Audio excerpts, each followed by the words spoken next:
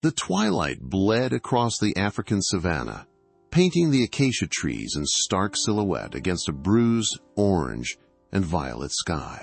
Ranger Caleb slammed the brakes on his Land Rover, the tires spitting gravel as the engine choked into a tense, sudden silence. Just yards away, a lioness stood frozen. She didn't snarl or stalk. Her powerful body was a coiled spring of pure despair, and the sounds she made were utterly alien. Strange, high-pitched whimpers that sounded eerily like a human cry of anguish. Her amber eyes, wide with terror, locked onto his. There was no threat in them, no predatory fire, only a desperate, silent plea that transcended species. It was a look that bypassed all his training and struck him directly in the heart. Then, Caleb followed her frantic gaze, and his blood ran cold. A small cub was sinking, inexorably, into a hidden pit of shimmering, unforgiving quicksand. But to understand how they arrived at this precipice of life and death, we must go back just 1 hour, when the world was still safe and the afternoon sun was a warm blanket on their fur. Zola, the lioness, was leading her only cub, Quito, along the cracked floor of a nearly dry riverbed, an ancient, dusty path their ancestors had walked for generations to find water.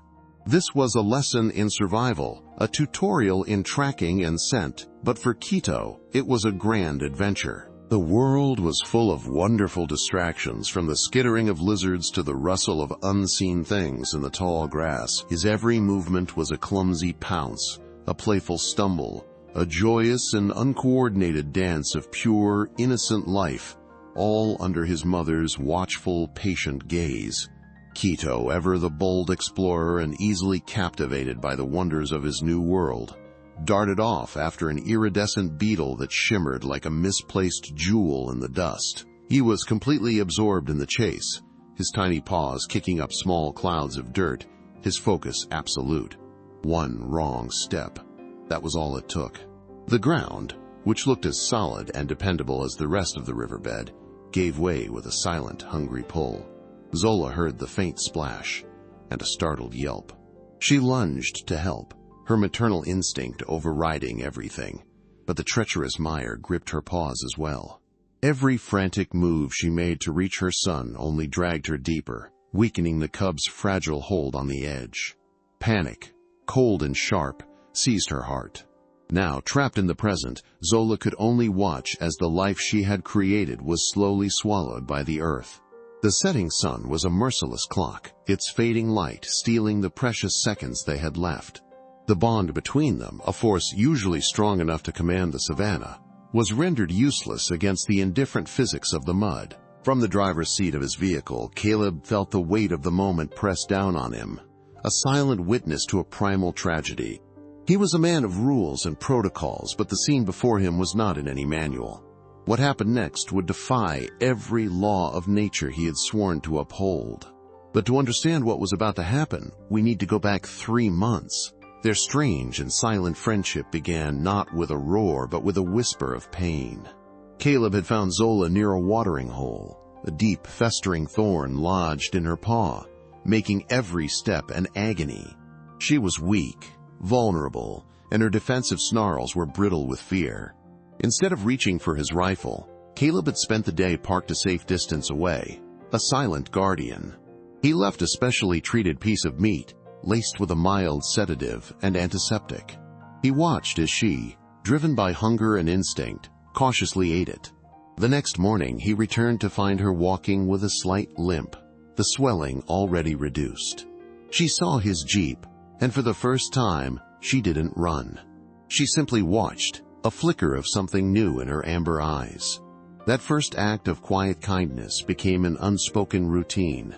Caleb would often track her pride, not as a warden, but as a distant observer, ensuring their territory was clear of poacher snares and other dangers. He learned the specific rumble of her contented purr and the sharp, anxious flick of her tail. Zola, in turn, learned the unique sound of his vehicle's engine. It became a familiar, comforting part of her landscape, a sound that signaled safety, not intrusion. She no longer saw him as a human, a creature of unpredictable threat, but as a fixed point in her world, a strange, two-legged being who brought a sense of calm to the savanna's edge. Her fear had slowly, almost imperceptibly, been replaced by a cautious, profound curiosity that bordered on acceptance. The true test of their bond came after Quito was born. Zola had become a ghost, a shadow of fierce maternal protectiveness, keeping her cub hidden from all eyes. One sweltering afternoon, Caleb rounded a bend and found them by the riverbank. His heart stopped. Zola stood over her tiny, tumbling cub, and instead of a threatening growl, she let out a low, soft chuff. She looked directly at Caleb, then back at her son, a clear and deliberate gesture. It was an introduction, an astonishing act of interspecies trust that left Caleb breathless. He felt the immense weight of her faith in him, a silent declaration that he was not a danger to the most precious thing in her life. He was being welcomed into her world. From that day forward, their communication deepened, evolving into a language without words, a nod of Caleb's head from his vehicle, a slow blink from Zola. Once, he spotted a rival male lion encroaching on her territory and used a sharp rev of his engine to create a diversion, allowing her and Quito to slip away unnoticed. She had paused at the edge of the tall grass and looked back, a gaze of pure, primal understanding. It was a pact forged in the shared silence of the wild, an alliance that defied every rule of nature he had ever known. That silent pact, built on months of mutual respect and quiet guardianship, was now their only hope against the suffocating mud. Back in the crushing present, time had become a merciless enemy. Quito was no longer just stuck. He was being consumed. The thick, viscous mud had climbed past his chest, squeezing his small ribs with an unrelenting, cold pressure that made every breath a monumental effort. His playful energy had been leached away, replaced by a deep, shivering exhaustion that permeated his very bones. The frantic yelps he'd cried for his mother had faded into faint, breathy whimpers, each one weaker than the last. He could barely keep his head above the slurry, his world shrinking to the terrifying sensation of being swallowed by an earth that offered no purchase, no mercy, and no hope of escape. Zola, watching from the edge, felt her own heart being suffocated. The primal maternal instinct to protect her young was a raging fire inside her, but it was a fire with nowhere to burn. Every muscle in her powerful body screamed to lunge forward, to dig, to fight, but the memory of the mud's treacherous pull held her captive in a prison of helplessness. Her cries of anguish were no longer directed at the man in the vehicle, but at the vast, indifferent savanna. They were not roars of aggression, but a gut-wrenching broadcast of despair, a mother's soul-deep lament that echoed across the plains, announcing a tragedy she was powerless to prevent. She saw his tiny ears twitch, then droop. From the driver's seat, Caleb watched the grim scene unfold, his knuckles white on the steering wheel. His professional training was a loud, insistent voice in his head, reciting protocols and warnings. A lioness with a cub in danger was the most volatile creature on the continent, a force of nature to be respected and avoided. His hand hovered near the tranquilizer rifle, the logical tool for the situation, but his heart saw something else entirely. He wasn't looking at a dangerous animal. He was witnessing a mother's spirit breaking as she watched her child die. The raw, unfiltered grief in Zola's eyes transcended species, speaking a universal language of loss that tore through his procedural mindset and left him shaken.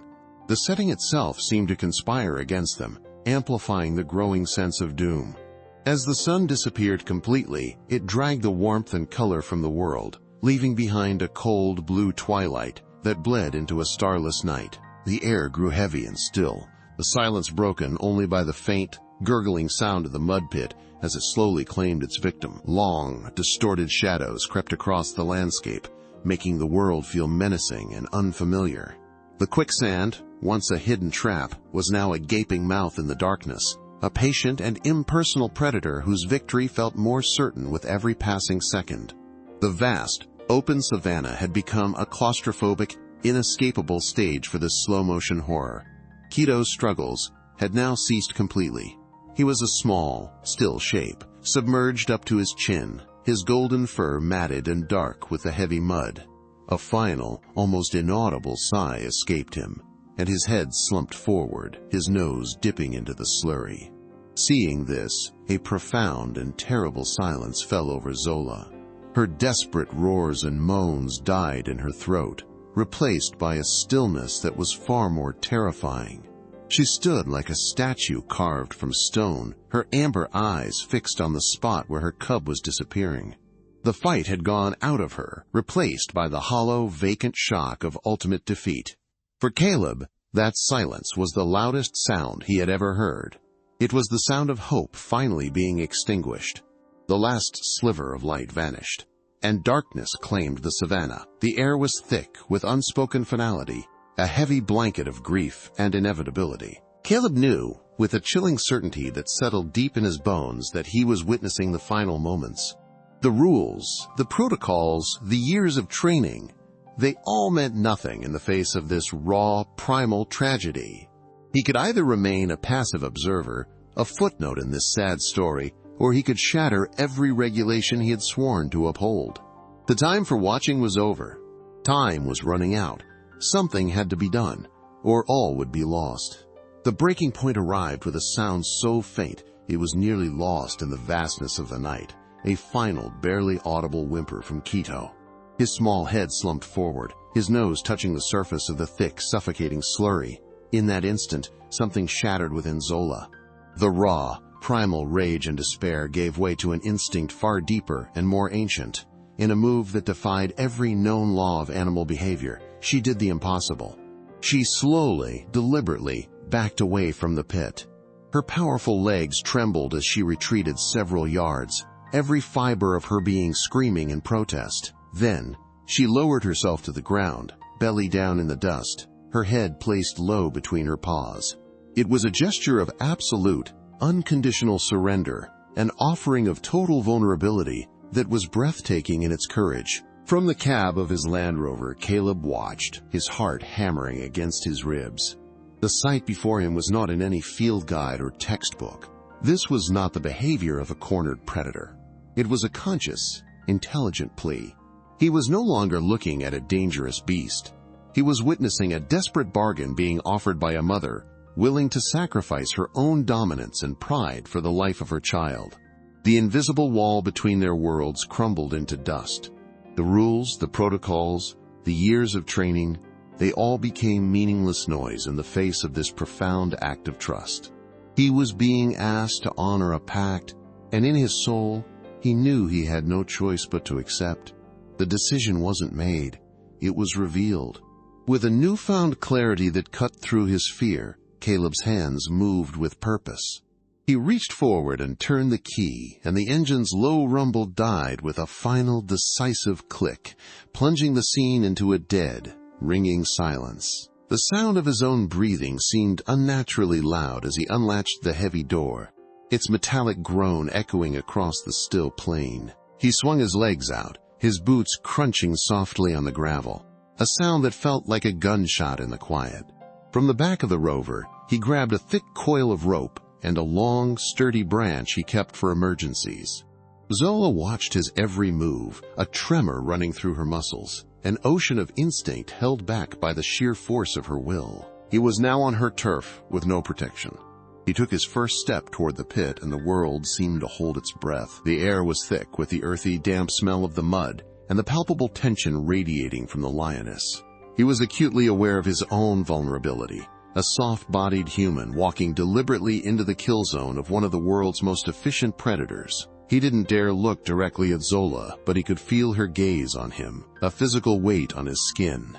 It was a stare, not of aggression, but of desperate, fragile hope. He knew this unspoken truce was balanced on a knife's edge, a fragile alliance that could be shattered by a single misstep or a sudden move. What happened next would test the very limits of trust between man and beast. The silence was absolute, broken only by the soft thud of Caleb's boots on the damp earth as he closed the distance. Each step was a deliberate, measured act of faith, a conscious choice to trust the Lioness who held his life in her gaze. He could feel her eyes on him, a physical pressure on his skin, tracking his every move. A low tremor ran through Zola's powerful shoulders, a visible manifestation of an ocean of primal instinct being held back by the sheer force of her maternal will. He was a fragile, soft-bodied creature walking into her domain, and she was letting him. This was not a truce between species. It was a sacred pact, a desperate bargain offered by a mother, and Caleb was walking forward to honor his side of the deal. Reaching the edge of the pit, he didn't dare get too close. The ground was a deceptive killer. With painstaking care, he laid the long, sturdy branch parallel to the quicksand's edge, the wood groaning softly as it settled. This would distribute his weight, his only defense against the mire's hungry pull. Kneeling on the branch, the cold night air biting at his exposed hands, he got his first clear look at the cub. Quito was a barely recognizable shape, his beautiful golden fur plastered with a thick, dark slurry that looked like wet cement. The acrid, earthy smell of the mud filled his nostrils, a scent he would now forever associate with the razor's edge between hope and despair. He focused, blocking out everything but the tiny, fragile life before him. Now came the moment that would define everything. Caleb extended his hand, his movements unnaturally slow and steady, a deliberate broadcast of non-aggression. His fingers hovered over the cub's back for a heart-stopping second before making contact. The fur was cold and gritty beneath his touch. In response, a faint, almost imperceptible twitch rippled through Quito's small body, a flicker of life still fighting. From across the clearing, a deep, guttural sound rumbled in Zola's chest, a sound that was not a threat, but a raw, agonizing plea. Caleb froze, his breath catching in his throat, before proceeding with even greater gentleness to work the thick rope under the cub's motionless front legs. The entire savannah seemed to be holding its breath with him. With the rope finally secured in a loop around Quito's chest, Caleb planted his feet firmly on the solid ground behind the branch. He gripped the coarse fibers, the rough texture digging into his palms, and leaned back, pulling the slack taut. He took one deep, stealing breath and pulled. The resistance was immense. The mud fought back with a greedy, viscous suction, refusing to release its prize. It was like trying to pull a stone out of hardening concrete. For a terrifying moment, nothing happened. Quito didn't move. Caleb gritted his teeth, the muscles in his back and arms screaming in protest as he poured every ounce of his strength into the single, desperate task of defying the indifferent earth. He gave another, harder pull, his boots digging into the dirt for purchase. The rope groaned under the immense strain, stretched to its limit. Then, with a thick, sickening, slurping sound that seemed to echo in the dead quiet of the night, the mud's grip finally broke. Quito slid free from the pit, not in a rush, but in a slow, heavy drag. He was a trembling, mud-caked bundle of life, limp and unresponsive. Caleb scrambled to pull him the rest of the way, his hands shaking from adrenaline and exertion as he carefully dragged the cub fully onto the safety of the solid ground.